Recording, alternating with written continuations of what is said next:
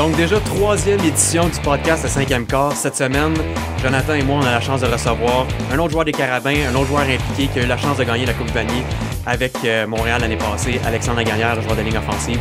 Salut Alexandre, ça va bien?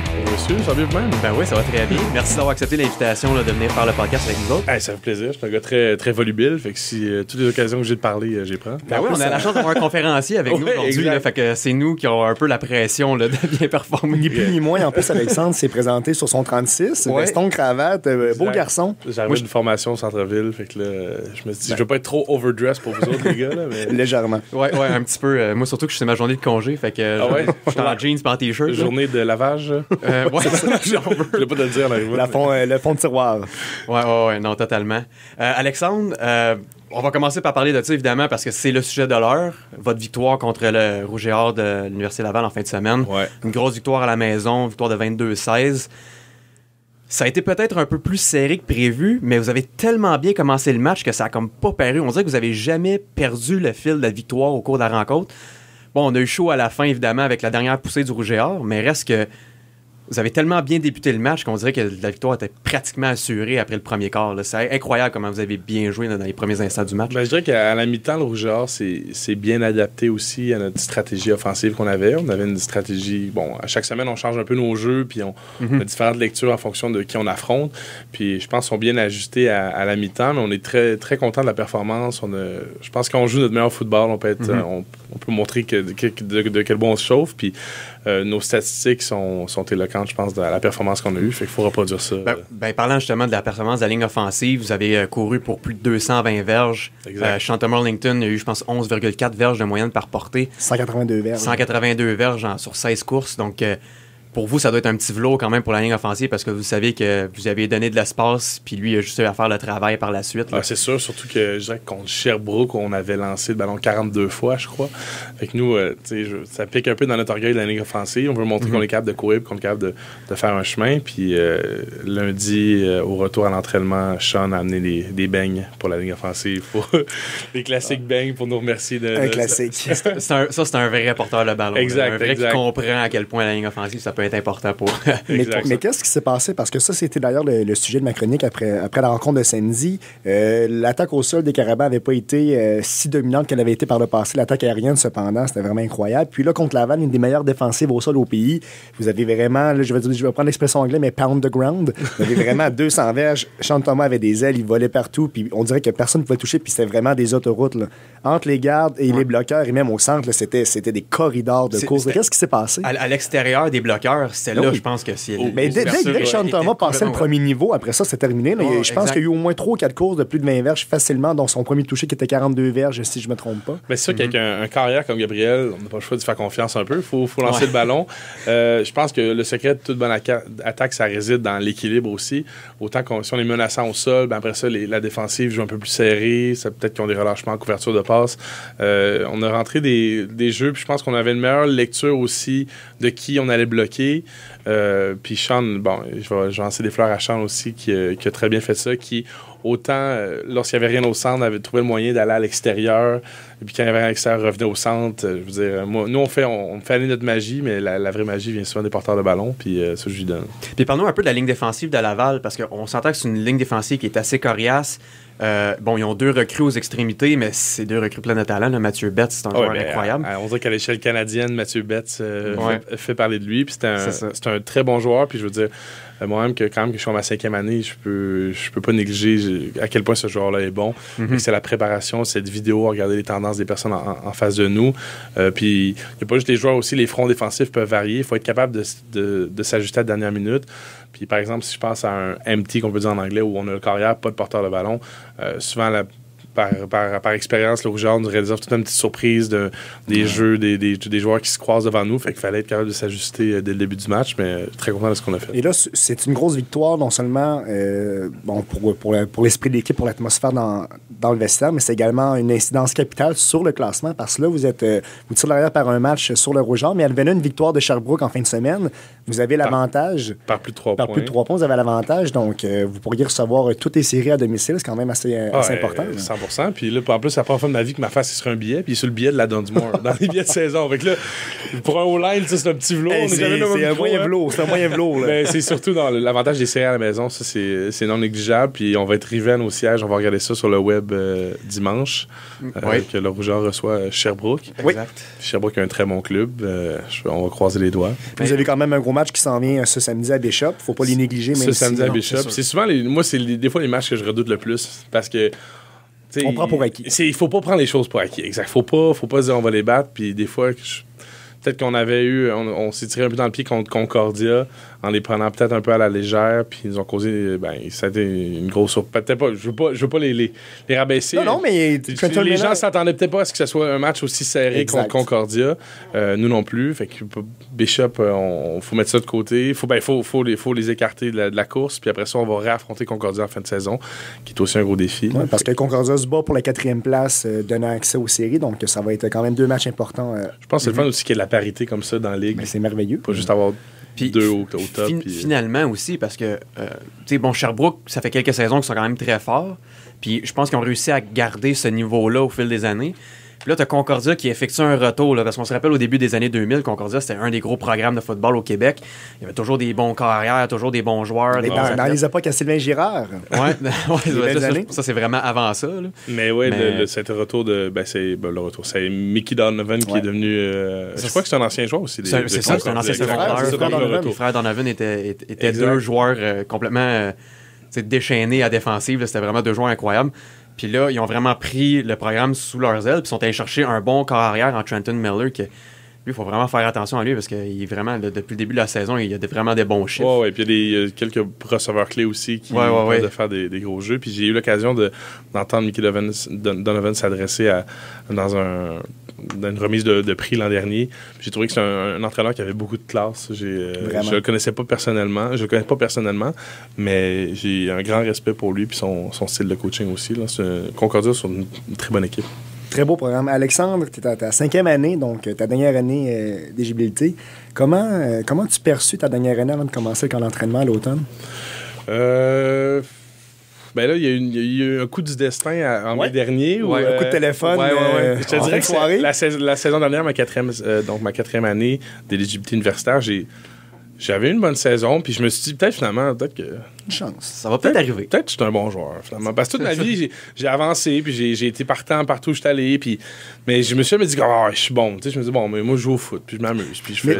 Surtout que joueur de ligne, t'as pas vraiment des statistiques qui peuvent te mettre en avant-plan. La seule que t'as, c'est le nombre de sacs accordés. De sacs du corps que t'as accordé. Tu peux pas tant que ça comparer aux autres. C'est une statistique, qui peut parfois faire défaut selon les fronts défensifs. Exact.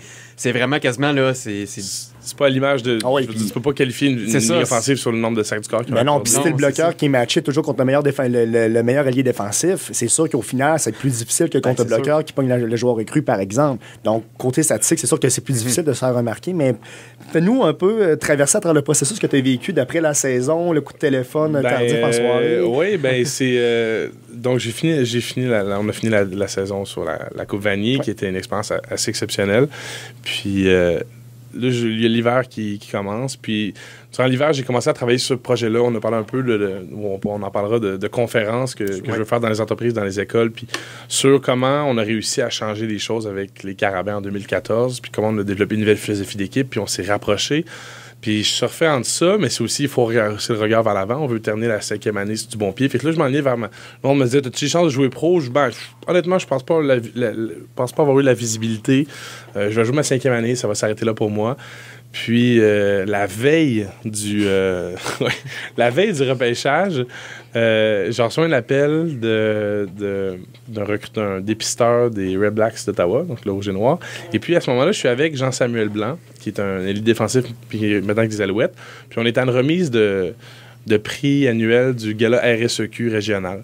On amène la Coupe Vanier là-bas. Puis là, on attend pour rentrer sur scène, puis là, on embarque comme dans 20 minutes. Puis là, je reçois un appel. Puis là, c'était un indicatif régional avec lequel je suis pas familier. C'est incroyable. Exact. Là, ça répond, Alexandre Lagunier. Yes. This is another from the Red Blacks. Ah, OK. Salut. Là, je me retourne vers JS, Jean-Samuel, puis je dis, JS, qu'est-ce que je fais? T'sais, lui, il est allé au camp de sélection nationaux, puis il s'était qualifié, puis il avait eu plein des appels, puis je dis, comment je sais, puis là. Fait que là, je réponds des questions, puis là, il dit, êtes-vous, would you be ready to practice tomorrow morning? Pour pratiquer le lendemain matin. Mais tu sais, moi, j'ai dit honnêtement, c'était pas dans mes plans, moi, d'aller pro. Je savais pas que j'avais une opportunité. Puis la semaine dernière, c'était mon bal des finissants. Puis je me savais, j'ai pris quelques bières. I had a couple of beers. Puis, to be honest, just give me a week and I'll be ready. Puis, OK, que ça reste comme ça. On est le lundi soir. Le lendemain, le mardi. Mais lui, il te fait pas de promesses. Non, lui, il fait juste. Il tente le terrain. Ce qui demande un dépisteur, il appelle. Serais-tu intéressé à jouer au football professionnel? Ça serait quoi pour toi, comme opinion? Qu'est-ce que tu dirais d'aller jouer dans notre ville, pour notre équipe? Est-ce que tu es en forme, tu es en santé? Des questions générales, puis ça reste comme ça. Puis eux autres, ils font leur idée, surtout avec les bandes vidéo qu'ils ont de la saison dernière. Puis, fait que là, le jour du repêchage, je suis posé de travailler à Cage au Sport Boucherville comme animateur de foule, avec un chandail de hockey, puis je chante des tunes. Puis là, j'envoie un texto au gérant proprio, puis là, je dis, à soir, mes chums vont se faire recruter dans la CFL, et j'irai pas travailler. Là. Fait que là, j'avais 2 jours, je travaillais au Sepsum, on a nos matchs. Fait que là, je m'en vais dans la salle. C'est la salle au bord du terrain. Il y a les gros écrans géants, puis il y a de la pizza, puis des consommations. Puis on regarde le repêchage. Là, Byron Archambault se fait repêcher.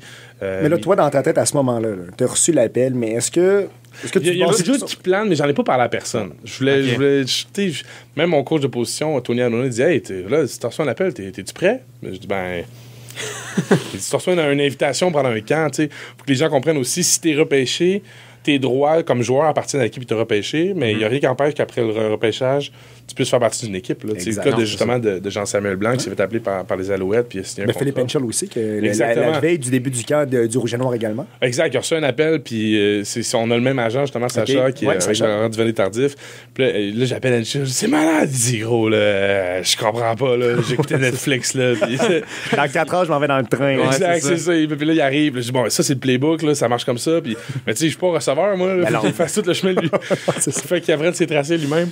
Fait que c'est ça. Fait que là, la soirée du repêchage, là, on est en dernière ronde, puis là, j'ai quasiment plus de batterie dans mon cellulaire. Je suis comme à 7% de batterie.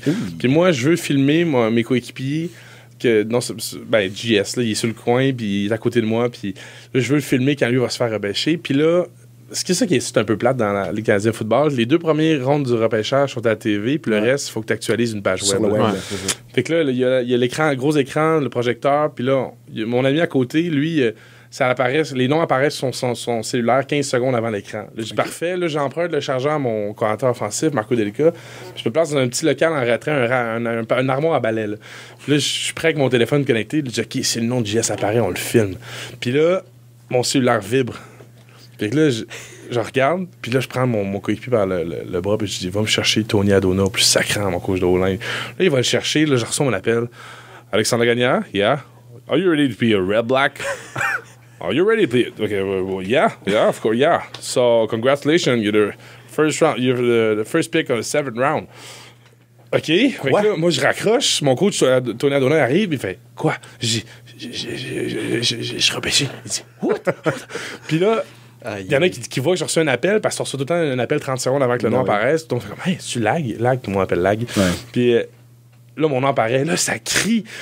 Puis là, je suis comme partagé. Et j'étais là pour filmer mon chum qui se faisait repêcher. Puis là, c'est moi. Puis là, je sors. Puis j'ai les grands yeux. Puis je sais pas quoi faire. T'es juste dépassé par les c'est malade, là. Moi, je suis comme, je comprends pas, là. J'appelle ma mère, elle dit, Alexandre, ben voyons donc, ça se peut pas, ça. De quoi tu parles?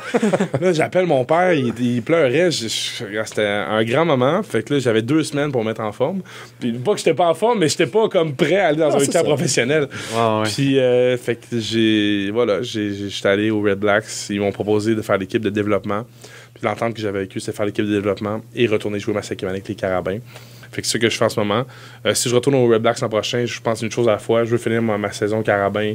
Il y a tellement de choses qui arrivent dans une vie. Un back-to-back, ça serait plaisant aussi. Ouais, exact. Ah ouais, c'est une chose à la fois.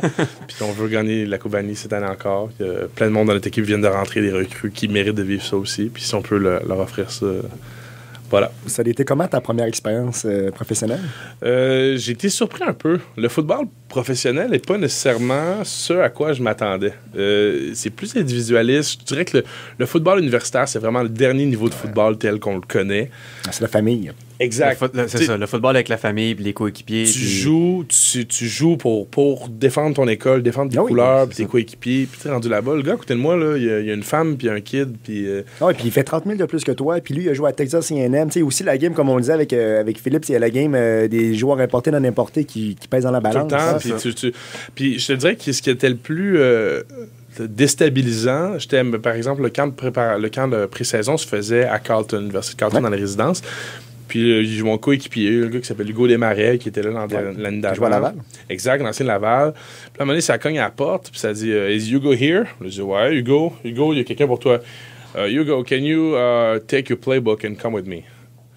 Si tu te fais appeler pour aller voir le general manager, avec ton playbook, le GM, avec ton playbook, tu sais que t'es mort. Puis là, il part, puis là, j'étais au téléphone avec un ami, puis je dis comme, je pense que mon co-chambreur vient de se faire mettre couper, je comprends pas. Puis là, il revient, puis là, il est au téléphone, puis je dis, là, je cogne à sa porte de chambre, je dis, là, tu viens-tu au meeting ou on a une réunion d'équipe? Il dit, non, c'est fini pour moi, là. Ciao, il me serre la main, puis on s'est plus jamais revu. Ouais. Puis ça arrive des fois, tu t'entends bien avec un gars, première partie du meeting à 4h30, après ça, on va manger, je reviens à 7h pour la deuxième partie du meeting, je me retourne, derrière moi, il y a un siège de vide, fait que je dis au gars à côté, hey, il est où le receveur qui était là? T'sais, on s'entend bien, un gars qui s'appelle Leonard Sampson, un gars des États-Unis, puis il me regarde, il hoche la tête, puis il regarde la terre, il fait, non, it's over. Je dis quoi? Là, je vais cogner à sa porte de résidence après la fête du meeting. Il dit ouais, je prends mon avion demain. On se parle en anglais. Puis là, il me dit qu'il s'est fait annoncer par le general manager qui partait. Puis quand il a croisé son coordinateur offensif en sortant du meeting, lui-même, le coordinateur offensif, ne savait même pas qu'il avait été coupé. Fait que tu sais, c'est toute cette dynamique-là que je trouvais vraiment déstabilisante. C'est une business. T'es un numéro. Surtout dans les camps d'entraînement où il y a plusieurs joueurs puis ils doivent prendre des décisions. T'es un parmi tant d'autres. C'est ça, t'es pas habitué. D'habitude, tu joues pour ton école, tu joues parce que t'aimes ça. L'équipe est faite. Mais là, non, les gars partent, les gars arrivent. Fait que tu sais, c'était vraiment ça le plus gros défi mentalement parce que là, tu te dis... quand je suis en pratique, puis là, mon coach, à un moment donné, il me dit Alex, I know you think you're doing great, but you're not. You have to fix it because you're going home. Puis là, OK. Fait que là, c'est plus juste comment j'ai pas le temps de m'adapter. Il faut que ça soit tout de suite, rapidement, parce que c'est professionnel. Puis je comprends la dynamique, puis il faut que quand tu joues, tu l'acceptes. Ouais. Mais j'étais pas nécessairement habitué à ça. Fait que ça a été assez déstabilisant. Mais le lifestyle, je peux dire, le mode de vie joueur de football, c'est vraiment, vraiment une belle expérience. Ça, c'est vraiment cool. C'est quoi un peu, justement, si tu peux élaborer là-dessus, le mode de vie joueur de football? Est-ce que c'est quoi, à l'extérieur du terrain que c'est différent? Ou c'est probablement le syndicat des joueurs. Ouais. L'association, en fait. Oui, l'association de CFLPA, Players Association, limite à 4h30 par jour le temps qu'une équipe peut te garder comme joueur dans les bureaux. Fait que réunion et pratique incluse, 4h30 par jour maximum. Puis après ça, tu fais ce que tu veux. Tu sors de là. Fait que là, moi, j'allais m'entraîner au gym. Puis là, je rentrais. Moi, j'étais sur l'équipe de développement. Fait qu'à ce moment-là, il me donne un montant fixe par semaine qui est 750 $. Puis il te loge. Puis après ça, tu fais ce que tu veux. Fait que, tu sais, on soupait. Puis, tu sais, j'étais dans la même situation avec 4 autres joueurs de ligne offensive qui étaient des joueurs qui venaient d'arriver. Okay. Le gars des States, un gars qui venait de Toronto. Fait qu'on était une petite gang, puis on faisait des activités ensemble. Mais tu voyages pas avec l'équipe à l'extérieur non plus. Non. Mais tu sais, Ottawa, je pense que c'est une des meilleures villes pour jouer au football. Pour vrai, des belles installations, des partisans sont déchaînés. Le parc Lansdowne, il vient juste d'être rénové en plus. Là, exact. Les installations sont neuves. Aussi, c'est plaisant pour un gars de Montréal, tu sais. Ouais, t'as ta famille à Québec, t'as des amis à Montréal, donc c'est pas trop loin. T'es pas pris pour être à Hamilton ou en Colombie-Britannique où c'est très, très loin, tu sais. Tu sais, j'ai dû déménager au mois de juillet. J'avais déjà mon bail d'appart à Montréal. Puis là, je savais que je retournais au Carabin. Je suis revenu déménager. Puis je trouve que c'est une richesse aussi de découvrir une nouvelle ville dans la vie. Exact. Tu viens de Québec, puis de découvrir une nouvelle ville, ses rues, sa culture, je trouvais ça le fun de voir oui, c'est une nouvelle effervescence. Les deux, on est allé à l'Université d'Ottawa, justement. Les deux, on étudiait là, exact. Puis vous pouvez me parler du nightlife d'Ottawa. Ouais, ça sera pas long. inexistant. Ouais, à partir d'une heure, c'est pas mal. Wouh! Exact. Là, Ben, il y a des beaux pubs à Ottawa. Ça, il faut le reconnaître. ouais. Là. Il y a, Dans le marché Bail, c'est vraiment Hard and génial. Crown, Hard and Crown, très belle terrasse. Ouais, il y a vraiment des belles places, mais c'est sûr que. Le last call est à 1h45. C'est ça. Des fois, il est à 1h30. Là. Ah ouais, il te sort dehors à coup de pied dans le cul si je peux me permettre, là, à 2h du matin. Non, là, c'est vrai. parce que c'est vraiment comme ça. Là, Mais tu sais, c'est une ville de fonctionnaires. mais hein? c'est ça, c'est une ville de fonctionnaires, puis pour étudier ou même pour jouer au football, où est-ce qu'il faut vraiment que tu sois concentré sur ton objectif, puis tout ça, Oh, ouais. je pense qu'il n'y a rien de mieux. Tu sais. Bon, étudier à Montréal, c'est peut-être un autre game. Mais ça, Parce je que- savais pas que quand j'arrive dans l'équipe, je dis, you come from Montreal, that's cool, man. Puis là, je savais pas que Montréal avait cette réputation-là à l'extérieur d'être une ville qui est de fête. Ben, puis de... mais le métropole, C'est drôle parce que si tu parles maintenant à des gens qui viennent de New York, Mhm. eux autres, ils vont à Montréal la fin de semaine pour aller faire le party. Oui. Montréal, c'est genre leur ville de party.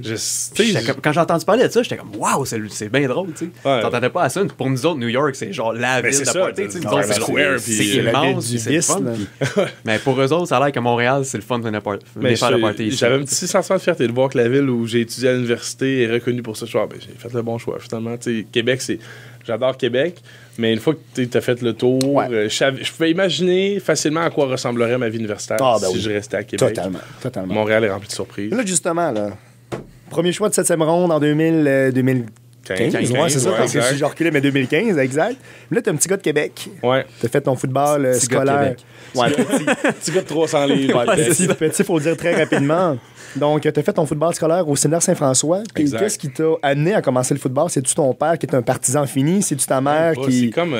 c'est une petite histoire de film. Là. Mes parents, c'est pas tant des regardeux de sport. Ma Ok. mère est plus dans les arts. Mon père, il joue de la musique. Puis, c'est comme, j'ai l'impression que la génération de nos parents, tu leur mets un racket de badminton ou un bâton de hockey, ils savent se débrouiller dans tous les sports. Ouais. Moi, j'ai jamais fait de sport d'équipe. J'ai fait un peu de natation. Puis, bref. Puis là, j'étais dans les cases en secondaire 1. Puis là, Luc Savoie, Ouais. qui est le directeur des sports du Séminaire Saint-François, il passe. Puis il dit, toi, t'es gros, toi? Ouais. Avec une voix super... Ouais. Qu'est-ce que tu veux dire? Tu devrais jouer au foot? OK. Puis là, je me souviens, là, c'est au printemps, au mois de mars, là, sur l'heure du midi, il y a une réunion du à l'intercom le matin. Il dit ceux qui veulent faire partie de l'édition Cadet 2A l'an prochain doivent se présenter au local, je sais pas, 144 à 12h30. Fait que là, je me présente au local, puis c'était bondé de monde. Fait que là, je m'assois à terre, puis j'étais comme dans le taponné, j'étais le dernier à rentrer. Tout le monde me veut rentrer, tout le monde qui rentre, qu'est-ce qu'il fait là? Fait que là, je m'assois, je trouve ça relativement intimidant. C'est un monde de gars, un gros sport de gars, puis j'ai jamais fait un sport collectif à ce niveau-là. OK. Puis finalement, les premières pratiques ont été assez difficiles. Je pense que j'ai eu une petite commotion à l'époque, mais je savais pas c'était quoi. Puis là, je ne vais pas rentrer dans les les commotions cérébrales, là, mais j'ai eu un bon coup sur la tête. Puis, tu sais, aujourd'hui, après de mon année, il y en a 2 qui jouent au football universitaire. Moi, puis Olivier Aymon de Sherbrooke. Elie Rapproché, c'est ça? Ouais. Tyden, Elie Ouais, Rapproché? Elie Rapproché. À Sherbrooke. Puis, tu sais, ça a été, je pense, le coup de pouce qu'il fallait dans ma vie pour développer mes relations sociales, puis ma confiance en moi, puis le football permet d'ouvrir énormément de portes. Mais qu'est-ce qui t'a fait accrocher au football à la base? Surtout si tu dis que tu as commencé, Oui, que tu as puis c'était rencontré difficile, quelques ça. difficultés. Qu'est-ce qui t'a fait accrocher à ce sport-là? Ben, je sais pas, je pense que c'est l'effet de gang. Oui, il y a le football, mais il y a tout ce qu'il y a autour, là, d'être dans un vestiaire, être en gars, puis je vis au football une expérience unique, Ah oui. puis j'espère pouvoir reproduire ça dans mon contexte de travail plus tard, parce que je me dis que si n'importe quelle organisation, n'importe quelle entreprise, dans n'importe quel secteur, n'importe quelle industrie peut arriver à des choses beaucoup plus loin s'ils se tiennent comme une équipe de football. Mais les gens ne comprennent pas que le football, là, c'est une micro-société. là. Ah oui. T'es avec tes boys de football, là, puis on dirait que les autres, c'est tous des moldus. Là. Ils comprennent pas ce que tu vis, là, puis t'as des insights, t'as des anecdotes de 3-4 ans parce que t'as joué avec ces gars-là Ouais. au secondaire, au cégep, ou ça fait 3 ans que tu joues avec eux à l'université, puis tu fais ce qu'on vit ensemble. Je pourrais jamais retrouver ça nulle part Exact. ailleurs. tu sais. C'est- Mais je me rends compte qu'il y en a beaucoup qui souhaiteraient le vivre aussi. Puis totalement. j'aime ça le partager avec les gens. Puis il y en a beaucoup qui peuvent dire les joueurs de football, la tête enflée. Puis je dirais que peut-être les joueurs de football, les Carabins dans le passé, ils étaient vus comme ça par l'ensemble des sports universitaires. Mettons aux Carabins, l'équipe de soccer ou natation ou volleyball. Puis dans les dernières années, je pense qu'il y a eu ce mouvement-là où on est plus liés les uns les autres. Puis on vit toute une expérience universitaire unique, puis on peut partager ça. Puis non, je sais pas si je peux reproduire ça dans ma vie, dans mon contexte de travail, je vais être heureux. Là, c'est une autre histoire. Donc là, après le séminaire Saint-François, t'as suivi le chemin classique du joueur juvénile au séminaire Saint-François. Ouais. T'étais allé à Garneau. J'étais allé à Garneau. Un classique. J'ai gagné le bol d'or en 2008 à ma première année. Au Sepsum à l'Université de Montréal contre les Cougars de Lennoxville. Oh. Une victoire de 53-24, je crois. Puis c'était incroyable. Puis on essaie de reproduire ça les 2 années suivantes. Pas réussi, mais j'ai décidé de bouger à Montréal, puis de déménager dans la grande métropole, en même temps que Philippe Henschel, justement, à l'ère Machocha, comme on dit, l'arrivée de notre entraîneur-chef actuel. Puis pourquoi Montréal? Oui, c'est ça. Pourquoi Montréal? Parce qu'on s'entend que tu avais un bon programme de football pas loin de chez vous. Tu as décidé de choisir celui-là. Excellent. Puis je dirais que j'ai été séduit par, entre autres, la philosophie d'Annie. Moi, les Cougars de Lennoxville dans la ligue collégiale sont reconnus comme une équipe relativement agressive. Ouais. Puis moi, j'ai dit, moi, Danny, je veux pas faire partie d'un club qui est nécessairement vu comme moi, je voyais. Les bad boys, là. Exact. Mais tu sais, je veux dire, moi, c'est parce que moi, personnellement, j'avais des accrochages avec les joueurs d'autres équipes. Puis je dis, je veux pas être faire partie de cette équipe qui va être vue comme moi, je les voyais. Et qui reflète pas mes valeurs. Exact, nécessairement. Mais tu sais, je suis pas convaincu que si j'avais été à Lennoxville, j'aurais trippé. Là, aussi d'être dans l'atmosphère, les gars vivent en résidence 100% du temps. C'est de mentalité, tout simplement. Exact. Souvent, avoir été à Lennoxville, souvent que j'aurais adoré Lennoxville. Moi, j'étais à Garneau, puis là, j'ai dit, puis Danny m'a dit une phrase, il a dit, whatever you do it with class. Puis là, j'étais, OK. Ça m'a rejoint. Puis ça, le football mêlé à la possibilité d'étudier en administration à HEC Montréal, aux études commerciales, j'ai adoré mon parcours à HEC. J'ai gradué en mai dernier. Là, j'étais à l'Université de Montréal. Je vois vraiment les différences entre les cours, entre UDM et HEC. Puis l'attrait de la ville, la vie d'appartement, c'était une aventure. C'était assez déstabilisant au début, mais non, c'est le mélange de tout ça qui m'a fait déménager à Montréal. Puis l'adaptation, justement, de quitter Québec, de t'en venir à Montréal, puis là, tout change du tout au tout, là, parce que, bon, ben là, il faut que tu habites seul. Seul, vie d'appart, vie universitaire. Quand tu reviens à 10h, il n'y a pas maman qui t'a préparé un lunch ou du souper. Il veut pas. Moi, j'étais un petit blanc-bec de Québec. Puis j'arrive à Montréal, puis des gars de 5e année qui viennent de Montréal, puis qui sont pas là pour nécessairement me faire la vie facile. Là, je veux dire, il faut que je rentre dans le moule de l'équipe. Puis quand je serai plus vieux, je pourrais essayer de changer le moule à ma façon. Mais là, je suis une recrue, il faut que je rentre dans ce moule-là. Puis surtout que c'est pas tout le monde qui le sait pour ceux qui sont pas familiers avec le football, mais quand tu es receveur de passe, porteur de ballon, demi-défensif, par exemple, même si le nombre de partants, que ce soit 4 ou 5, le 6, 7, 8e peut quand même jouer pendant le match parce qu'il y a des formations différentes ou quoi que ce soit. Mais surtout, je parle vraiment de joueurs de ligne offensive. Les 5 qui sont là, il n'y a pas de mouvement de personnel pendant la rencontre. Outre une blessure ou vraiment une domination de 60. Ou l'ajout d'un joueur de ligne offensive comme elle est rapproché si on veut un package qui est un peu différent avec plus de muscles sur la ligne. Mais à part de ça, il n'y en a pas beaucoup. Fait que là, on se limite à 5 ou 6 joueurs, puis c'est tout le temps les mêmes. 100%. Mais gars, vois-tu, c'est d'autres t'en parles parce que mon premier match universitaire, c'était au Sepsum, match à domicile. On n'avait pas eu match pré-saison. Puis la première fois que j'embarque sur le terrain, c'est justement en situation de 3e essai, une verge à faire.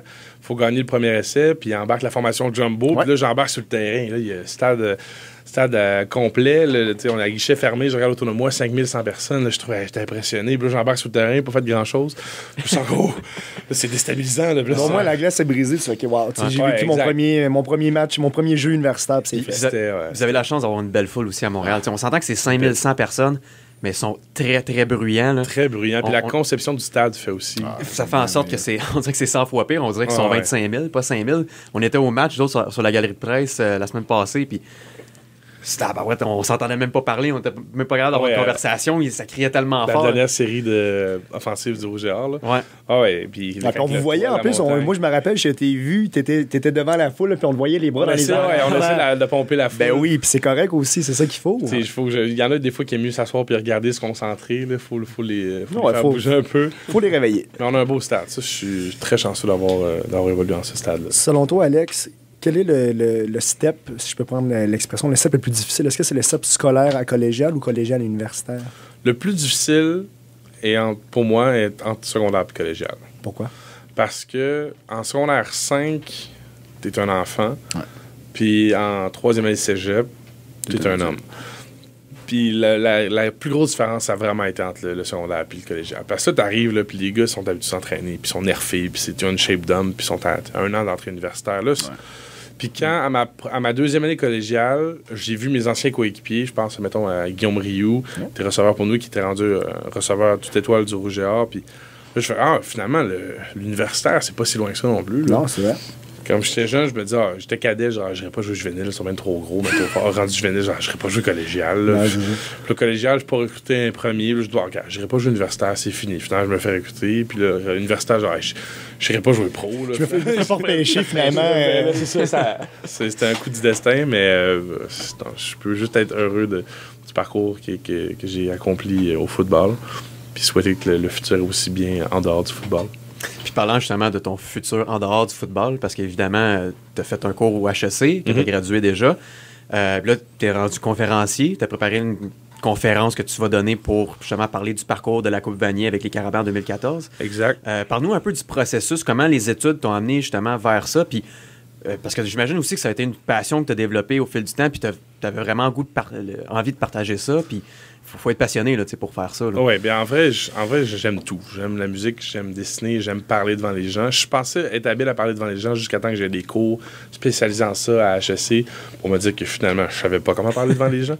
Puis, fait que j'aime faire de tout. J'aime le marketing, j'aime aider les gens dans leurs projets aussi. J'adore sentir que j'ai un impact positif sur les défis des gens puis les aider à réaliser ce qu'ils veulent faire. Puis, fait que là, je te dirais que conférencier, c'est une job à temps partiel. Mais après la Coupe Vanier, je me suis dit, c'est incroyable ce qu'on vient de faire. Puis, je voyais qu'est-ce qui avait été différent dans cette équipe-là par rapport aux éditions avant. Puis, j'entendais notre préparateur physique, Pierre-Barry Toussaint, qui ont été en entreprise. Puis, c'est la différence entre l'édition de 2014 puis celle des années précédentes.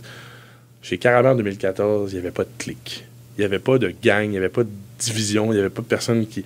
Il n'y avait pas de confrontation, on était une unité. Je me suis dit, il faut faire quelque chose. Puis 48 heures après la Coupe Vanier, donc on la gagne le samedi après-midi, samedi soir. Puis le dimanche soir, puis le lundi matin, j'ai écrit ça durant la nuit. J'ai écrit un texte de 5 pages et demie qui parle de comment on a gagné selon moi. Puis j'ai mis un peu romancé, puis j'avais mis des thèmes là-dedans. Fait qu'à partir de ça, j'ai commencé à bâtir une présentation PowerPoint avec des images. J'ai eu la chance de le faire justement aux équipes de vente de Québécois, alors que les Carabins, on était invités pour aller... Ils m'invitaient pas pour faire une conférence, ils invitaient des joueurs, puis le coach parlait. Leur thème, c'était le kick-off, puis le football, puis... Là, j'ai eu une ovation debout. Là, je dis, OK, là, je tiens quelque chose. Là, j'ai consulté des professeurs de HEC qui sont aussi des consultants stratégiques. Là, je suis arrivé avec une formule de 40 minutes. Puis, je l'ai faite devant d'autres personnes du milieu. Puis, pour la peaufiner, finalement, j'ai fait ma première conférence en entreprise au mois de... Il y a un mois et demi. J'ai fait dans les locaux d'une entreprise, dans un hôtel. J'ai fait au Théâtre Outremont. J'ai fait à Trois-Rivières, à Québec.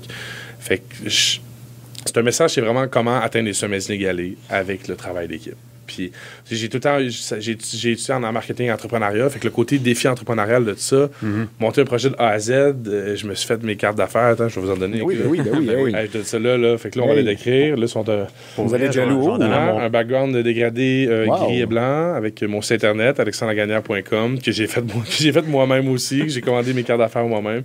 Puis je me donne le titre de... Mais c'est ça, j'allais dire que j'aime ça. Rassembleur conférencier, parce que conférencier, c'est normal. Un gars qui fait du marketing, c'est normal. Il faut se démarquer. Fait que mon côté marketing, c'est de me dire que je suis un rassembleur conférencier.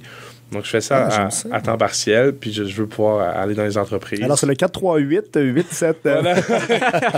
Écoute, mon numéro est sur le site Internet. Fait qu'on allez sur alexandrelaganière.com, hein, on va les inviter, les gens.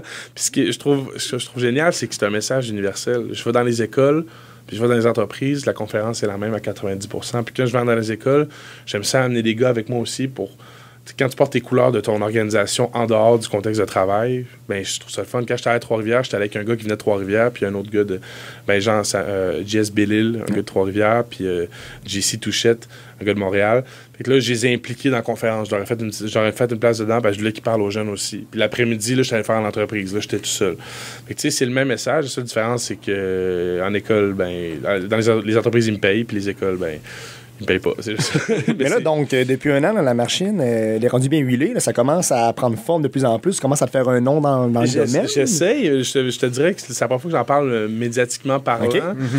Tu sais, je vais étape par étape, puis je peaufine mes affaires. D'ailleurs, ce matin, j'étais dans un cabinet de relations publiques qui m'aidait un peu à du bouche à oreille. Puis comme là, je leur ai rendu un service. Fait que là, ils m'ont écouté pour me donner des petits trucs.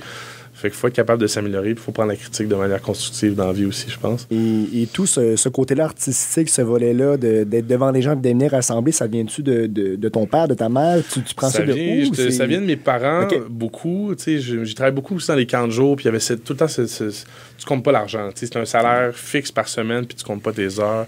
Puis, tu sais, avec ma mère, souvent, on organisait des trucs pour le camp de jour. J'ai invité tout le temps des amis à la maison. J'avais partagé. Tu sais, avec mon père, ma belle-mère, je pense à Lise, ma belle-mère. On salue Lise. Parce qu'à chaque fois que les gars de foot viennent ici, il y a toujours à payer les parents. Il faut que tu mentionnes tes parents. Sont divorcés.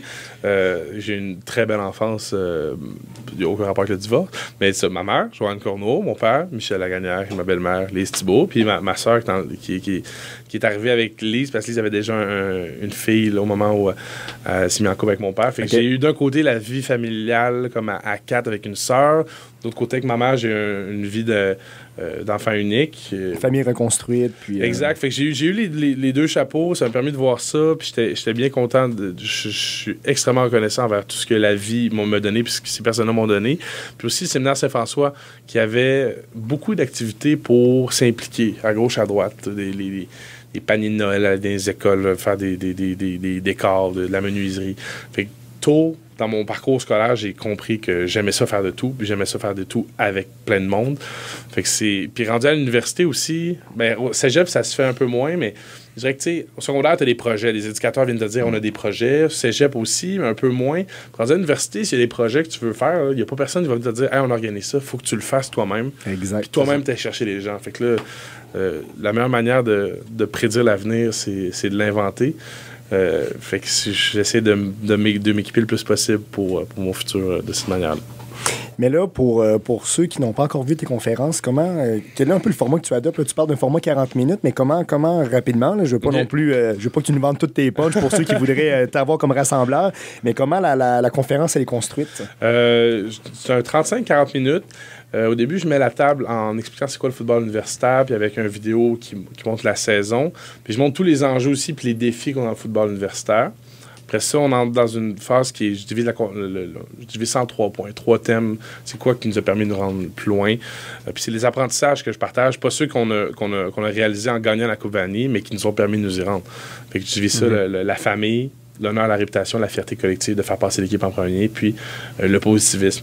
Puis c'est un ramassis de ce que moi, je pense que j'ai toujours véhiculé comme image, mais surtout et aussi de ce que les autres m'ont appris autour de moi sur mon parcours. Genre. Puis je leur rends hommage dans ma conférence, puis je le dis quand c'est une idée qui vient pas de moi, je dis, ça, c'est mes coéquipiers qui m'ont appris ça, puis je trouve ça important de le dire parce que je possède pas la vérité absolue, je fais juste relater des faits de quelque chose qui s'est passé en groupe. Puis donner le crédit à ceux qui le méritent. Exact. Tu sais, je dis, mettons, dans une équipe, là, on a des joueurs qui sont là depuis 5 ans, puis on a des gens qui arrivent, qui sont là depuis quelques jours dans une organisation, tu sais, au football. T'sais, moi, je suis ma 5e année, mais le gars à côté de moi, il est rentré la semaine passée à l'université. Là. Comment faire en sorte pour qu'un gars qui est là depuis quelques jours ait autant envie de se donner sur le terrain qu'un gars de 5e année?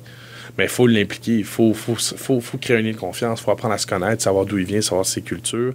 Puis en donnant confiance en lui, en dehors du terrain, mais c'est sûr que ça peut améliorer lui-même ses performances sur le terrain. Tout le monde va bénéficier, mais c'est ça aussi qui est plaisant, c'est que tu peux dresser des parallèles avec l'entreprise après. Ah ouais, le nouvel employé, un employé qui est là depuis 10 ans. C'est ça que je m'en allais dire, c'est que c'est un concept qui s'applique à tellement d'autres domaines. Une équipe, c'est exactement ça. Puis ce qui est le fun, c'est que c'est tellement bien amené avec le football parce que je pense que en termes d'équipe et de famille, surtout au niveau universitaire, je pense qu'il n'y a pas de meilleur exemple. Mm-hmm. Puis après ça, essayer de transposer ça dans la vie de tous les jours, dans le quotidien, dans les entreprises, dans des endroits, des machines où est-ce qu'il y a des centaines d'employés.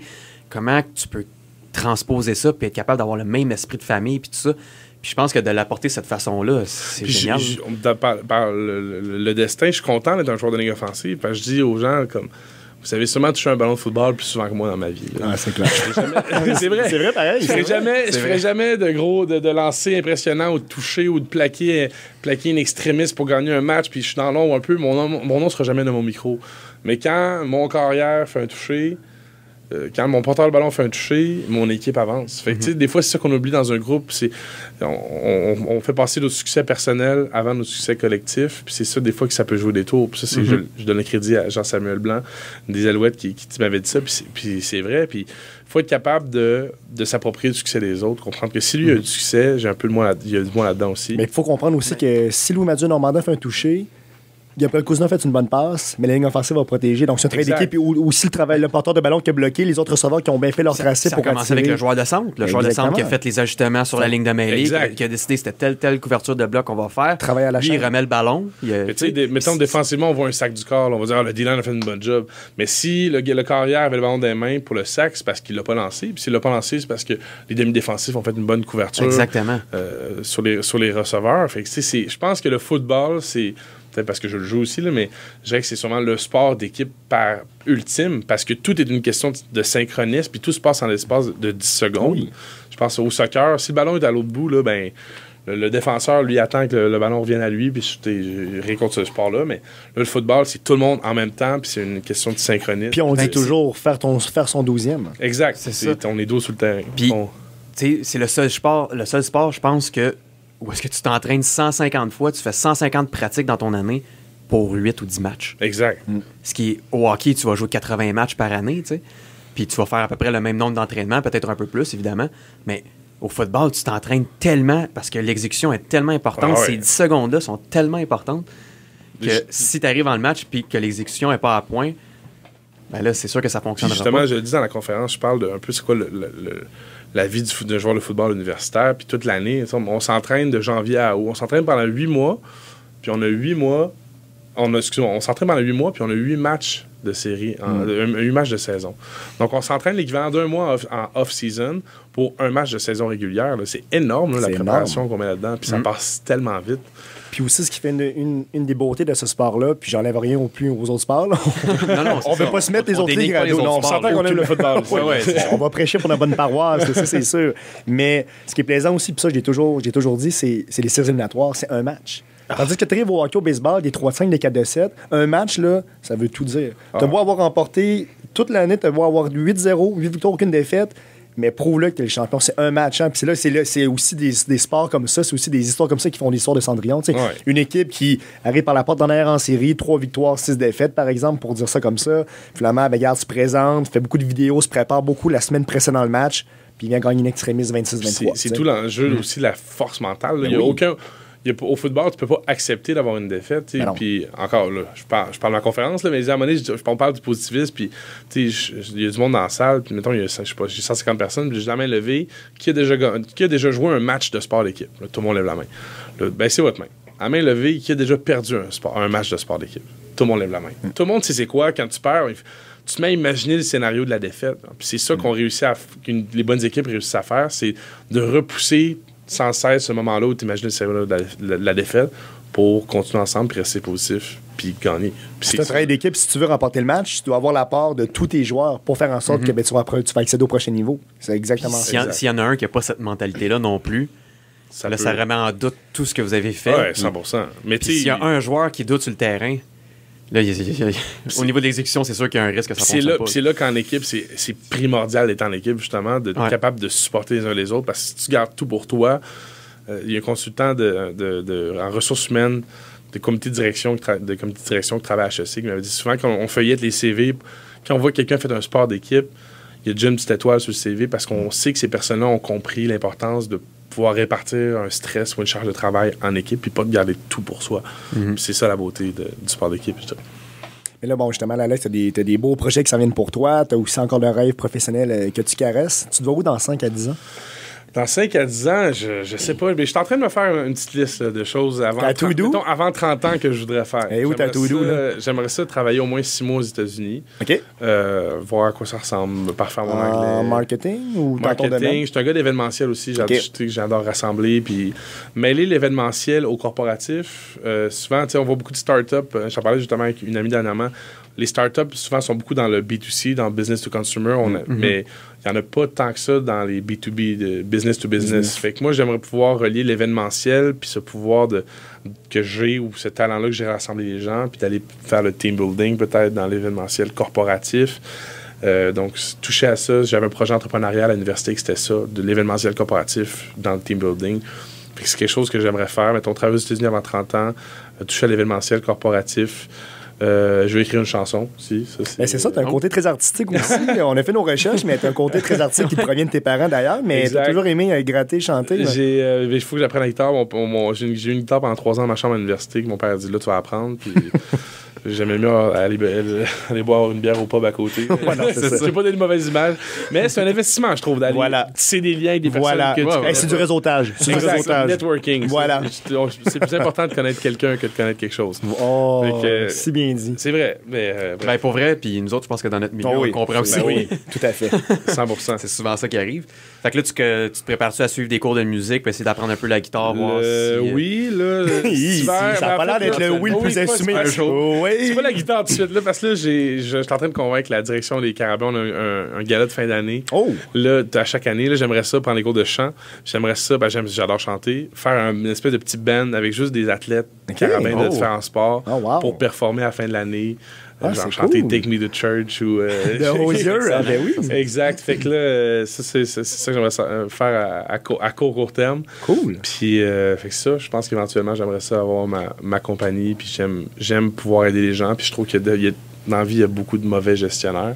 Puis j'ai appris tôt en travaillant dans un camp de jour où j'avais une trentaine de personnes sous ma charge. J'ai appris beaucoup de notions de gestion puis comment aider les autres plutôt que les bosser, si on peut dire. Fait que si j'ai la chance de pouvoir aider puis être un gestionnaire de ma vie, ça, c'est quelque chose que je voudrais faire aussi. Puis également ton projet de conférence. Conférence, on va voir où ça va mener, mais c'est une belle carte de visite pour rencontrer des nouvelles personnes puis connaître. Puis moi, ce qui me fait tellement plaisir, c'est l'autre fois, j'étais justement au Théâtre Outremont, puis après, il y a une madame qui vient me voir puis elle me dit j'ai vraiment aimé ta conférence. Je dis merci. Connaissez-vous le football un peu? Elle dit non, pas en tout. J'ai tout le temps eu ça. Je déteste ça. Mais tu me donnais des frissons. Wow. OK, là, j'ai. On a ça veut dire que le message, c'est le bon. Exact. Le message a bien passé. Puis côté sa émotion, j'aime aussi le montage vidéo. J'aime la un touche-à-tout, là. Exact. La lag est un touche-à-tout. Oui, j'aimerais ça être impliqué dans la conception d'un film. Peut-être l'histoire qui racontera la conquête de la Coupe Vanille l'an dernier. Puis, un genre de documentaire, peut-être. Ouais, documentaire fictif, si on veut. Ou vraiment documentaire. Pourquoi pas un vrai film scénarisé avec des vrais personnages. Puis tu vas assurer aussi la trame musicale, je présume. Oui, exact. Ça, je vais être comme le Xavier Nolan sportif. C'est ça, le directeur qui joue dedans, il assure la trame musicale puis la direction artistique. Merveilleux. Ouais, c'est sûr d'affaire. J'aime aussi être devant la caméra, mais j'aime aussi être derrière. Fait que, voilà, côté artistique, là, je vais y toucher plus après ma carrière sportive, je dirais. On espère.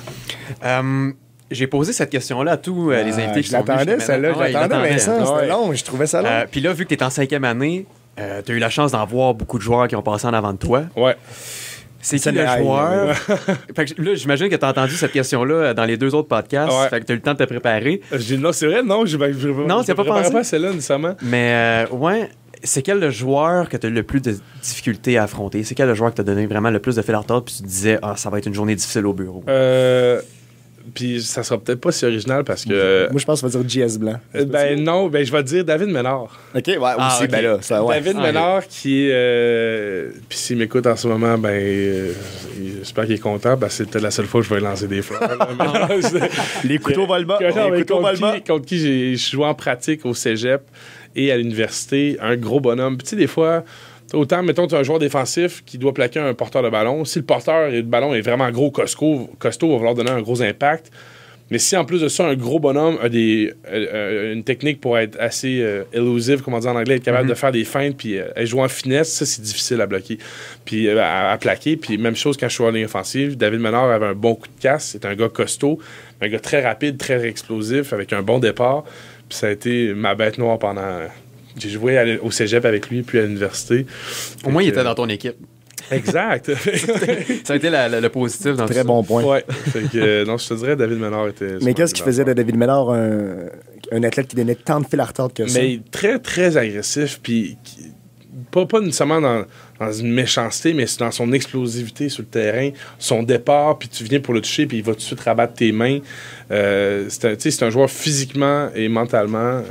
C'est un très bon joueur de football. C'est vraiment ça. Là. Puis je vais reprendre la balle au bon de Vincent. En contrepartie, selon toi, c'était quoi peut-être tes 2 ou 3 plus grandes forces en tant que joueur de football? Qu'est-ce qui t'a permis de te rendre, quitte à te faire même repêcher professionnel, qu'est-ce qui t'a permis d'être un aussi bon joueur de ligne que ça, et même un joueur de football complet? Je pense que ça a été ma capacité à à m'adapter quand ça allait pas bien. On dirait à chaque mettons, camp de pré-saison, c'est arrivé encore cette année, là. J'ai un moment où ça va moins bien. Là. Puis les coachs sont comme, mais là, Lag, il faudrait que tu step up, comme on dit en anglais. Parce que là, t'es un bon joueur, t'es un vétéran, mais je te le dis, là, si tu conduis comme ça, on va te remplacer. Là. Puis je me suis fait dire ça encore cette année, puis je me fais dire quasiment chaque année, puis c'est ma capacité à faire comme, OK, non, je vais être bon. Je suis bon, puis je vais être bon. Puis je pense que c'est ça qui réussit. Parce que, mettons, au cégep, quand je suis rentré, j'étais vraiment pas le plus gros. Je jouais basket et football au secondaire, fait que ça me traînait. J'ai tiré un peu ça, ce manque peut-être de développement musculaire-là au début. Pour un joueur de ligne. Exact. Fait que ça a été ma capacité à m'adapter quand ça allait moins bien, puis à me relever le défi. Il y a un joueur qui s'appelle Éline Goyi qui a joué collégial à Lennoxville, puis à Bishop, puis qui est CFL aujourd'hui, puis comme il est développé musculairement, ça n'a aucun sens. Mon premier match collégial, alors que je pèse 220 livres, il est contre ce gars-là. Je l'avais trouvé difficile, puis je l'ai réaffronté au bol d'or en finale provinciale, puis on avait gagné. Fait que, je pense que c'est peut-être ça qui m'a aidé. Puis... On dit tout le temps, le football, c'est un sport qui est 90% mental et 10% physique, puis je pense que tu es la preuve vivante, que toi, tu es un gars très cérébral en partant. Il faut, puis je dirais peut-être aussi que j'aime avoir un impact en dehors du terrain comme sur le terrain aussi. Fait que je pense que si j'ai pu aider mes équipes à un autre niveau, ça serait ça, de pouvoir rassembler les gens autour, puis je dirais que ce serait les deux parties. Puis être en mesure aussi d'oublier un mauvais coup puis de passer à autre chose. Ah, ça, j'ai... Puis ça, quand je t'entends parler, c'est exactement ça que je vois. Là. Je vois quelqu'un que même s'il est arrivé quelque chose de plus négatif, être capable de mettre ça derrière soi puis justement d'aller vers l'avant. C'est dans la nature humaine, je pense, de s'arrêter sur... on se donne pas le droit de passer à autre chose, souvent. Ah, c'est de ma faute, c'est l'orgueil, surtout. Ouais, mettons que je fais de quoi de mal, puis c'est de ma faute. Ou toi, tu fais quoi de mal, tu dis, c'est de ma faute. Moi, je vais arriver à côté, je vais dire, non, c'est pas de ta faute, puis je vais donner 1001 raisons que c'est pas de ta faute, puis tu devrais avancer. Mais quand ça va être à mon tour de me dire c'est de ma faute, faut que je sois capable de dire, OK, ben oui, c'est derrière, c'est vrai, c'est un truc d'équipe. Faut que je sois capable d'accepter ça, puis on se donne souvent pas le droit. On dit que quand c'est quelqu'un d'autre qui se sent mal, on va essayer de le réconforter, mais on n'est pas capable de se réconforter soi-même. Puis ça, c'est ce que je dis, mais pas ce que je fais. Hein. Ça, c'est quelque chose sur quoi j'ai beaucoup travaillé, d'être capable d'accepter ce qui est fait, puis d'aller de l'avant. Ben, une saison de foot, c'est tellement long. C'est inévitable que tôt ou tard, tu vas manquer un plaqué, tu vas rater un bloc, tu vas lancer une interception. Faut que tu aies cette capacité-là à dire, regarde, passons à autre chose, parce que de toute façon, ça va réarriver. Même chose pour les trucs positifs aussi. Il faut pas trop s'asseoir dessus. Mais non. Je pense que c'est Tom Brady, quelqu'un lui a demandé c'est laquelle ta bague préférée du championnat du Super Bowl. Il a répondu le prochain. Celle qu'il n'y a pas encore. Exact. C'est la prochaine fois que ça va arriver, ça va être... Fait que c'est de regarder en avant. Puis encore là, c'est des leçons de vie que j'ai appris au football. J'aurais peut-être pas appris autrement aussi. Est-ce qu'on passe à notre volet plus léger? Ben oui. Parce que, bon, t'es un artiste, musicien. Ouais. Ben, en tout cas, pas musicien, je chante. Là. Un jour. On va s'attendre. Un chanteur. Mais j'imagine que tu suis aussi le football au niveau professionnel, collégial, peut-être américain. Là, j'hésitais si je la faisais facile, je vous aurais dit avant l'entrevue que j'écoute pas tout ça. Non, mais je voulais pas vous le dire, je voulais qu'on ait la surprise dans l'enregistrement. Mais je dois être le gars qui joue le plus haut niveau de football puis qui suit le moins ça. Ah ouais, t'es pas dans aucun fantasy, tu joues pas à Madden avec tes collègues. Madden, oui. Voilà. Là, ça compte. Ça compte. J'aime le football, j'aime regarder un bon match, j'aime toute l'histoire de underdog, j'aime apprécier, c'est ça que les journalistes veulent jamais comme réponse. Tu comptes pour qui, là? Dis-nous, tu vas compter pour qui à TV. Puis réponds-moi pas, je veux juste un bon match. Mais c'est souvent ça C'est souvent ça que je souhaite, un bon match. Mais tu sais, je connais pas les joueurs, mais donne-moi une formation défensive, puis je vais te dire c'est quoi leur tendance, puis je vais dire, OK, ils jouent 4 D-line, vois-tu, qu'est-ce qu'ils ont fait pour nuire aux carrières. Tu sais, je vais être capable de lire d'un point de vue technique. Mais de par le fait d'avoir été... j'ai 3 cachets dans la gorge depuis tantôt, je m'en excuse. Ça va passer. Le fait d'avoir eu un camp professionnel avec les Red Blacks, ça te tue... inciter davantage ça te piquait un peu ta curiosité de regarder un peu la CFL. Ça, oui, là, c'est ça que je suis beaucoup ça. Tu as des amis, je veux dire, tu sais, Davidson, Cody, tous des collègues à toi. Que je connais qui sont là, fait que je suis ça, puis on dirait que ça me permet... Je pensais toujours au football comme un joueur scolaire, tout le temps. Là, je le vois plus de la perspective d'un professionnel. Là, j'entendais depuis quelques années, je me disais, tu sais, qui appellent des lignes ouvertes pour donner leur opinion sur l'alignement du Canadien ou blablabla. Ces gars-là, ils savent même pas c'est quoi jouer le sport. C'est difficile, puis tout. Puis, c'est pas facile ce qu'ils font. Puis, pourquoi on les insulte. Puis Puis là, je me suis rendu compte, finalement, c'est un divertissement, c'est une industrie. Aussi. Puis si tu deviens joueur professionnel, il faut que tu acceptes qu'il y a du monde qui vont avoir des lignes ouvertes sur toi puis qui vont te critiquer parce que ça fait partie de la Ben, game. puis c'est que les gens paient des montants pour aller voir ces joueurs-là jouer. Donc, Exact, ils en veulent pour leur argent. Donc, s'ils n'en ont pas, après ça, ils vont être frustrés que Carey Price a donné 5 buts, que Gal Chenga n'a pas marqué, peu importe le Puis sport. ça reste un sujet populaire, c'est ça que... Puis je te dirais aussi, depuis la Coupe Vanier, j'adore les finales serrées, puis je suis peut-être plus capable de me mettre à la place d'une scène très, très, très émotive, puis de comment les joueurs pensent à tel moment de l'action. Fait que dans les finales, fait que, tu sais, mettons, je regarde le Super Bowl, dans le dernier Super Bowl, l'interception dans les jeux du match, tu sais, mais je me disais, les Seahawks, ils croyaient jusqu'à la fin, puis ils avaient le droit, puis en tout cas... Je suis fan de bon football, mais ne demande pas de te nommer les carrières de la NFL. Ben, comme j'en connais, je peux t'en nommer 10. Ben oui, j'en connais, là. Mais, c'est comme, demande-moi pas son nom. Ah oui, dis Joe Montana, je peux toutes les nommer. Staubach, Manning, Eli, Peyton, puis Eli Manning, puis Peyton Brady. Puis leur père, puis c'est ça. Fait que, tu sais, mais j'aime les rivalités, puis... être au centre de la rivalité Carabin-Rougeard, ça... Ben, on s'entend même votre parcours en Coupe Vanier. Je veux dire, contre les Bisons de Manitoba, contre le Rougeard, McMaster, c'était que des games séries, là. C'était à l'arraché. C'est ça qu'on va offrir aux partisans. Là. Je regarde le match de Rougeard, c'est passé. Tout le monde dit, hey, en tout cas, un touché de plus, là, j'aurais aimé ça, avoir un plus grand écart. Puis je dis, c'était une belle journée, puis c'était un match serré, c'était au cœur d'une rivalité. Puis vous avez gagné. C'est ça qu'on va offrir aux partisans, là, un match serré. Puis chez ces lignes de côté, puis... Je me rends compte que je pense que j'aime mieux être sur le terrain que ces lignes de côté qui est assez stressant. Mais ces lignes de côté, c'est impuissant. Là. C'est ça. Mais je pense que c'est offrir des spectacles comme ça qui fait toute la beauté du sport aussi. Moi, je m'en rappelle. Vas-y. Nous deux, sur la galerie de presse, quel beau spectacle, là. On n'en revenait pas. C'est tellement le fun de regarder des matchs comme ça. Bon, c'est évidemment stressant pour les joueurs. Tu regardes les partisans, tu le vois dans leur visage. Que c'est difficile pour eux autres parce qu'ils veulent tellement vous voir gagner. Puis là, ils voient Laval qui commence à remonter. Puis là, c'est la crainte. Puis les gens passent à travers un lot d'émotions pendant le match. L'adrénaline là-dedans. Puis c'est ça, exactement. Puis c'est drôle parce que les partisans, ils vivent un peu ce que vous vivez aussi. T'sais. C'est à quel point ils sont impliqués dans le match. Puis justement, au Sepsum, c'est un stade qui est un peu plus petit, puis tout le monde est proche. C'est assez fermé comme environnement. C'est fermé, mais le bruit reste à l'intérieur. Fait qu'on dirait que la tension est encore plus grande parce que les gens, ils savent qu'il y a cette tension-là parmi tout le monde qui sont présents dans le stade. Puis nous autres, on sentait ça avec un peu de recul sur la galerie de presse, puis c'est le fun, ces moments-là. Tu réalises, tu prends un pas de recul, puis tu réalises que tu es en train de vivre un beau moment de football. C'est ça qui est le fun. J'ai l'impression qu'on dirait que les Carabins, c'est... le football universitaire, moi je vais parler pour mon équipe, je pense que c'est peut-être un secret trop bien gardé. Je veux dire, tout le monde parle les Alouettes, choses comme ça, mais il y a plein de monde qui font voir les deux puis qui me disent qu'il y a mieux l'ambiance des Carabins pour la rivalité, mais pour le stade aussi, mettons, du Sepsum versus... Oui, mais c'est aussi la proximité, puis ça, on en a parlé ça avec des gens. Mais exactement, c'est pas une proximité de peloton, mais c'est une proximité de... Tu connais quelqu'un qui connaît un des joueurs. C'est pas une vedette qui fait 300-400 000, c'est pas un S.J. Green qui... Un gars des États-Unis qui est arrivé depuis 1 an, tu connais pas, bon, c'est un bon joueur, mais on sait pas d'où est-ce qu'il vient, on pense qu'il le connaît, il a pas sa famille ici. Exactement. Là, tu regardes l'estrade, puis tu vois les parents des joueurs, tu vois, c'est affiché, là, tu vois qu'il est à côté du père de qui. Ma mère a des estrades, puis il y a un gars à côté, puis... en fin de semaine, je vais donner comme exemple mon père et ma belle-mère sont dans les estrades. Devant eux, il y a 2 partisans du Rougeard. Puis là, le partisan du Rougeard insulte un peu mon père, puis tout. Puis mon père, il dit, ouais, mais je viens de Québec. Ils font comme, hein? Attends, là, il regarde, il est habillé en bleu. Tu viens de Québec, mais t'es habillé en bleu. Puis il dit, ouais, mais mon fils est dans l'équipe. Ah, ouais, puis là, c'est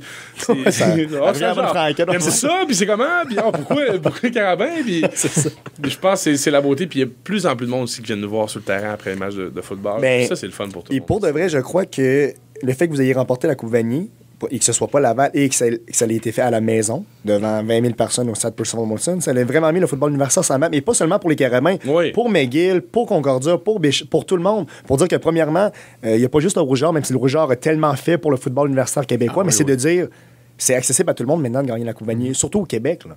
Puis c'est quelque chose qui était... Comme à chaque année, c'était Rougeard finissait premier, puis les autres sont derrière. Puis de voir quelque chose qui est pas normal pour les gens. C'était pas normal de voir le Rougeard perdre. À la maison, après 72 victoires, 73 victoires consécutives, 70, c'est ça. Invaincu à domicile. Mais puis l'autre défi comme joueur, c'est d'arrêter. On est là, on en parle en entrevue, mais il faut il y a des nouveaux joueurs dans notre équipe. Là, j'appelle ça souvent les fantômes du passé. Si tu parles trop souvent du passé, ça peut créer une espèce de mur entre les personnes qui essaient de joindre dans un groupe aussi. Fait que c'est de mettre ça de côté puis de bâtir notre propre identité.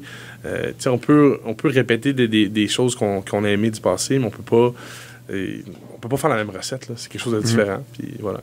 Ben, ce que je peux dire, là, je vais avoir une belle métaphore pour vous autres. Okay. On peut dire que Laval a défriché la terre, puis que maintenant, le reste des équipes sont en train de l'entretenir puis de la garder en vie. T'sais. Puis là, je pense qu'elle n'a jamais été aussi fertile. Ah ouais, parce que l'engouement pour le football universitaire... Émile Nelligan! On dirait une chanson de mes aïeux, Colin. C'est tellement ça. Tu mettrais ça dans ta tête. Si vous cherchez un back vocal dans votre band, là, vous faites des carabins, là, mais ça, on va vous le plugger. Mais oui, c'est vrai. Mais je pense que c'est vrai parce que la parité, bon, est de plus en plus présente. Puis là, je pense que cette année, on le voit encore plus. Les équipes sont de plus en plus rapprochées. Puis ça, c'est vraiment... Pour les partisans, c'est tellement le fun. Comme l'engouement pour le football va être mieux s'il y a plus de parité. C'est la même équipe qui gagne, mais là, les gens vont décrocher. Le Rougeur était la première équipe francophone au pays. Ouais. Quand on commençait, ils ont accès à un immense bassin de joueurs. Puis c'est ça qui est... Puis, tu sais, comme je suis fier de dire que ça vient de ma ville natale aussi. Là, ben oui, tout à fait. Je suis au cœur de cette rivalité-là, mais reste que quand je vais finir, tu sais, comme là, je suis bien dans la diversité, puis je veux que les Carabins gagnent, puis... Mais si je veux, le monde médiatique aussi m'intéresse, il faut des fois avoir des propos plus nuancés. Il faut pas toujours être un gars qui a la rage au cœur, puis il faut être capable de reconnaître les bons coups des autres équipes. Puis ça, je le donne au Rougeur pour ce qu'il a accompli jusqu'à présent. Juste que faut laisser la place aux autres. Là. On va une chose à la fois. Ultimement, aimerais-tu encore être impliqué dans le football, que ce soit pour coacher, pour que ce soit simplement faire la consultation, ou rester toujours près un peu d'une surface gazonnée? Oui, 100%. Mais je sens que après Carabin, tu sais, comme je serais du genre, je suis prêt à rester scotché à ça. Mais là, va peut-être falloir que je vive autre chose aussi. Vivre une distance. En dehors du football professionnel, ne sachant pas ce qui... On en a parlé, il n'y a aucune sécurité d'emploi là-dedans, le 0-0. Aucune. Puis souvent, les gens ne comprennent pas. Là, j'ai compris. Là, quand tu entends tel joueur a signé un contrat de 3 ans avec les Alouettes, ça veut dire que les Alouettes acceptent de le faire venir, puis de voir ce qu'il est capable, puis ils peuvent y couper le lendemain. Oui. C'est peut-être... Puis c'est pas des contrats à 8 millions avec 700 000 de signing bonus. C'est pas du tout ça. Là. Fait que, c'est, je dirais, une étape à la fois. Il faut que j'aille peut-être un petit peu plus dans le milieu corporatif pour voir comment ça marche, parce que je suis habitué d'un électron libre, d'avoir des petits contrats d'animation, de photos, de vidéos à gauche, à droite. Fait que goûter au milieu plus corporatif, ça peut m'aider pour m'équiper pour ma vie. Puis on va voir qu'est-ce qui arrive. Mais c'est sûr que graviter autour du football, ça va être quelque chose. C'est sûr que je vais rester de près ou de loin attaché au Carabin. Puis je connais très bien aussi toute l'organisation, l'administration, les communications, le marketing. Puis peut-être gérer peut-être un peu le club des anciens ou quelque chose comme ça. Aux États-Unis, le alumni est très présent. Puis dans les universités québécoises, on n'a pas développé ça tant que ça. Ça commence, je pense. Ça commence, mais tu vois qu'aux États-Unis, au Canada, le sentiment d'appartenance, c'est pas le même du tout. Là. Tu vas à la station-service, puis tu vois des cotons wattés de où les parents sont allés à l'école. C'est carrément ça. Oh oui, les gens ils mettent les collants sur leurs automobiles pour dire j'ai gradué de telle université. Il y a cette fierté-là. Puis il y a aussi le sentiment, ils ont tellement bâti de choses précédemment que quand tu rentres dans l'université, tu sens que tu es dans quelque chose qui est gros. Là, totalement. Puis là, on partage. Puis c'est ça qu'on veut. Moi, c'est ça, personnellement, que j'essaie de bâtir avec les Carabins. Puis il y en a plein d'autres qui essaient de le faire aussi. Je te croise dans la rue, je te connais pas, je vais te dire salut parce que je suis un ventreux Carabin. Puis on va jaser. Je vais essayer d'avoir une conversation. Puis qu'on puisse tisser des liens entre toutes les personnes parce que je joue au football, tu joues au volleyball, tu fais natation, mais on est tous des Carabins. On est tous la même mentalité et la même philosophie de l'école. Il faut se tenir les coudes dans ce qu'on fait. Fait que je vais rester probablement dans le milieu du football à gauche à droite. Je trouve que c'est un moteur incroyable pour développer des jeunes aussi. Fait qu'on verra qu'est-ce qui arrive avec ça dans le futur. Qu'est-ce qu'on peut vous sauter pour la fin de saison? Je veux dire comme mes confrères, c'est de gagner le dernier match de la saison. Ouais. Donc finir, si je finis la saison sur une victoire, ça va être le plus beau cadeau que je pourrais me faire pour terminer mon parcours universitaire. Puis déjà, je me trouve excessivement chanceux d'avoir vécu ma vie universitaire telle que je l'ai vécue jusqu'à présent avec le football et toutes les activités connexes. Fait que ça va gagner cette Coupe Vanier-là encore une fois. Ben Alex, on te le souhaite. On te le souhaite. Puis Oui. Je pense qu'on peut te souhaiter rien d'autre. Puis pour de vrai, un gros merci à lui dans nos studios, Alex. Un gars tellement plaisir. Généreux, un gars, un bon vivant. Je pense que c'est carrément ça, un bon vivant, puis un gars vraiment. C'est toujours intéressant d'en prendre plus sur la personne derrière l'athlète, l'étudiant. Puis on dit tout le temps, c'est facile de voir une entrevue de 3 minutes à la télé, puis c'est correct aussi. C'est le motif qui est fait pour ça. Mais on aime ça venir à bonne franquette, tu sais, parler des projets des gars, puis on voit, man, t'es un gars contagieux, Alex. Tu nous parles, puis on a le goût d'embarquer là-dedans. T'as plein de projets, puis j'ai aucun doute que ça va se réaliser parce que ça a l'air d'être comme dans ta vie. Là, tu prends les bonnes décisions qui font en sorte que tu arrives à la fin justifier les moyens, puis je pense que pour toi, ben, ça sera pas du tout un problème.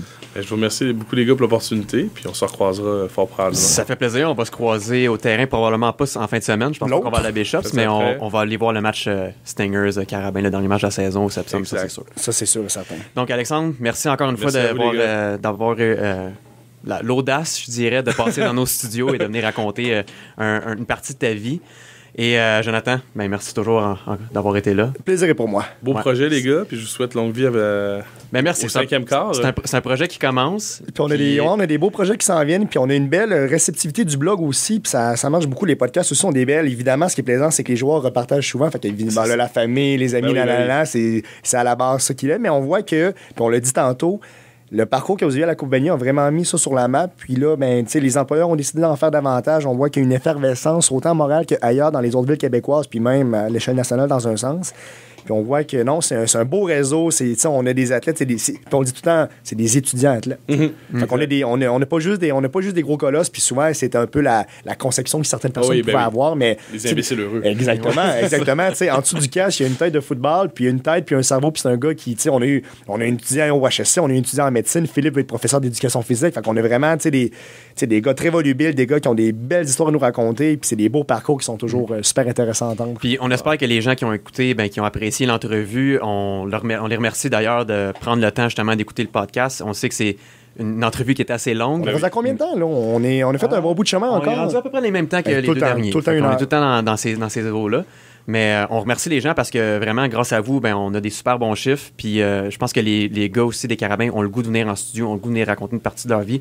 Puis s'il n'y avait pas personne à l'autre bout pour écouter, ça ne servirait à rien. Ceux qui écoutent, n'ayez pas peur de passer vos commentaires. Ça peut être positif, ça peut être négatif. Totalement, il faut tout le temps s'améliorer dans la vie. Il y en a qui, quand c'est négatif, ils gardent ça pour eux. Je n'irai pas le dire. Non, on veut s'améliorer dans la vie. Totalement, oui. Oui. Si vous avez de quoi à dire, là, on invite les gens à le faire. Ils peuvent commenter, ils peuvent nous écrire, ils peuvent t'écrire aussi like, sur quoi que ce soit. Puis on est toujours ouvert aux commentaires. Si vous voulez écrire aux animateurs, allez sur alexandrelagagnière.com. Exactement. Alors, c'est le 438. Merci beaucoup, les gars. Merci, Alexandre. Puis merci encore, Jonathan, d'avoir participé au podcast. Puis on souhaite aux gens une excellente fin de journée. Merci d'avoir pris le temps d'écouter le 5e quart. Pris le temps d'écouter le 5e quart. Pris le temps d'écouter le 5e quart. Pris le temps d'écouter le 5e quart. Pris le temps d'écouter le 5e quart. Pris le temps d'écouter le 5e quart. Pris le temps d'écouter le 5e quart.